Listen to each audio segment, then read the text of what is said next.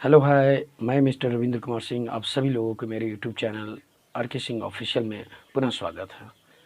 आज का जो वीडियो है बहुत ही खास होने वाला है और ये वीडियो आप लोगों के लिए बहुत ही फ़ायदेमंद साबित होगी।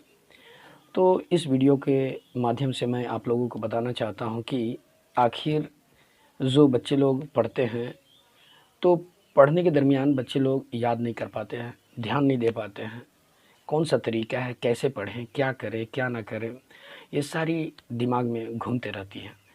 तो यही सब बातों को सोचते समझते हुए मैंने ऐसा सोचा कि अगर ऐसा कुछ किया जाए, ऐसा कुछ उपाय, ऐसा कुछ ट्रिक्स बच्चे को दिया जाए जो इस ट्रिक्स को देखने के बाद, सुनने के बाद उनमें याद करने की जो कैपेसिटी है वो ग्रो हो।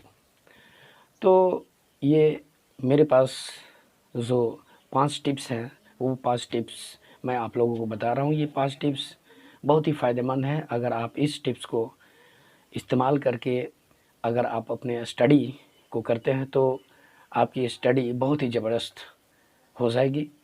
तो सबसे पहले जो टिप्स आता है वो टिप्स है, जब भी पढ़ें हाथ में कलम या पेंसिल रखें। यानी कि जब भी आप स्टडी कर रहे हैं, किताब या कॉपी आप रखे हो तो उस समय आप पेंसिल अपने हाथ में या कलम अपने हाथ में रखना बहुत ही ज़रूरी है। ऐसा करने से ये होगा कि आप जब अगर पढ़ोगे और जहाँ भी अगर दिक्कत होगी तो वहाँ पे आप अपने कलम से अंडरलाइन कर सकते हैं। आप उसे बाद में भी उस चीज़ को देख सकते हैं। उस अंडरलाइन किए हुए जो वर्ड है उसके बारे में आप सोच सकते हैं कि आखिर इसका मतलब क्या होगा, ये मेरे लिए बहुत ही भारी है, मैं किसी से हेल्प लेना चाहूँगा। तो ये चीज़ करना आपको बहुत ज़रूरी है। यानी कि कलम और पेंसिल हाथ में रखना ज़रूरी है पढ़ने वक्त।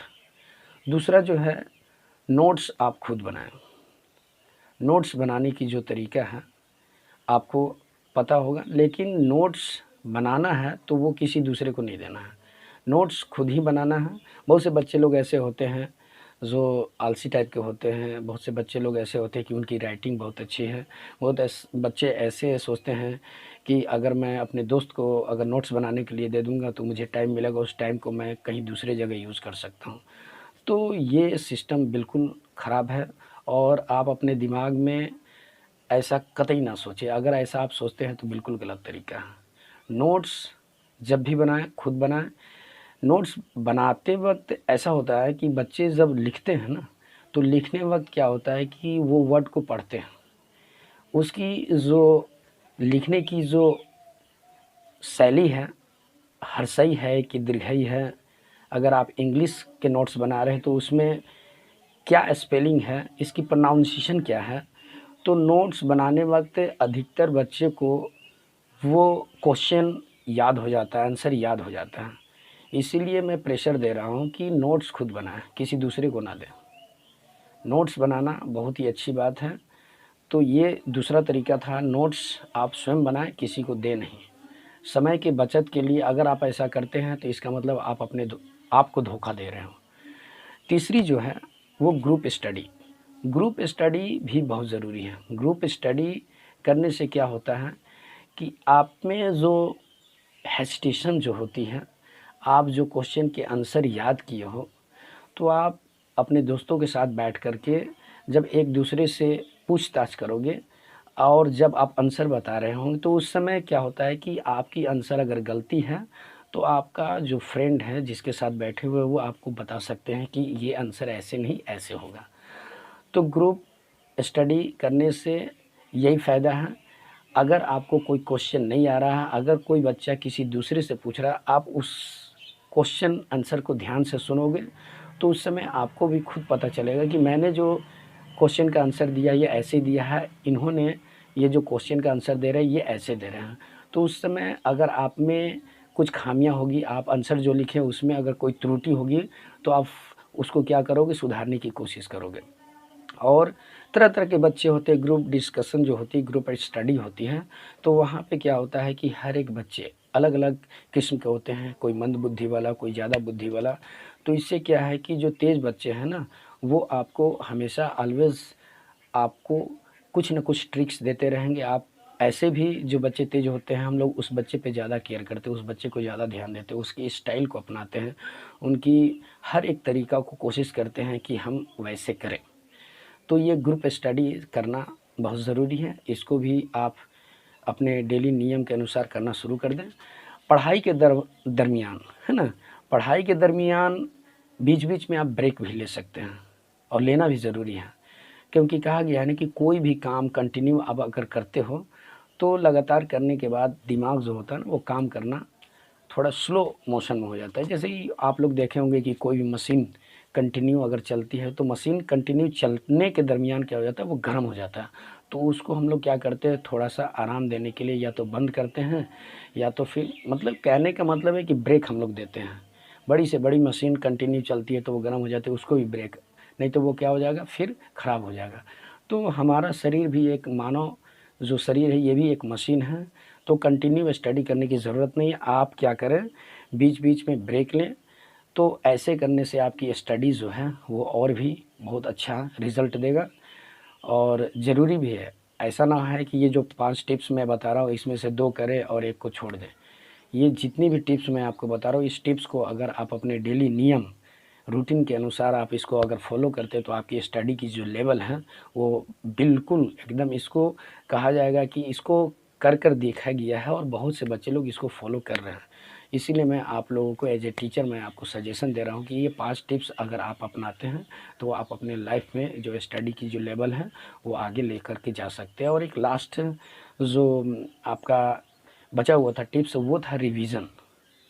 रिवीजन ज़रूर करें। बहुत से बच्चे लोग ऐसे होते हैं ना कि कॉपी में क्या करते हैं ना, वो लिख लेते हैं, लिख करके छोड़ देते हैं। तो ये जो तरीका है ये बिल्कुल गलत तरीका है। रिवीजन करने से क्या होता है कि आपका जो याद, जो आप क्वेश्चन आंसर कर रखे हो वो पुनः, मतलब दिमाग में वो क्या हो जाता है, अपलोड हो जाता है। पहले से तो लोड है ही, वो मतलब फ्रेश हो जाता है। तो ये जो तरीका है ये भी तरीका बहुत ही कारगर है। रिवीजन ज़रूर करें। अगर रिवीजन अगर नहीं करते हैं तो वो धीरे-धीरे आपके दिमाग से क्या होगा, डिलीट हो जाएगा। इसीलिए देखे होंगे ना कि बड़े-बड़े, आई थिंक जितने भी क्रिकेटर लोग हैं या सिंगर लोग हैं, बहुत से लोग ऐसे जो ग्रेट पर्सन लोग हैं, वो जो काम करते हैं ना वो बीच-बीच में क्या करते हैं, रिवाइज़ करते हैं।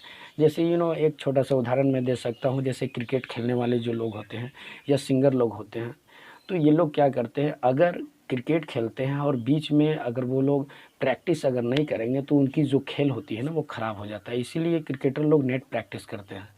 कभी-कभी आप लोग देखे होंगे कि बहुत अच्छे बड़े-बड़े बल्लेबाज जो होते हैं ना वो भी ज़ीरो में आउट हो जाते हैं। तो ऐसा नहीं है कि वो ज़ीरो में आउट हो गए तो वो खेलना भूल गए हैं।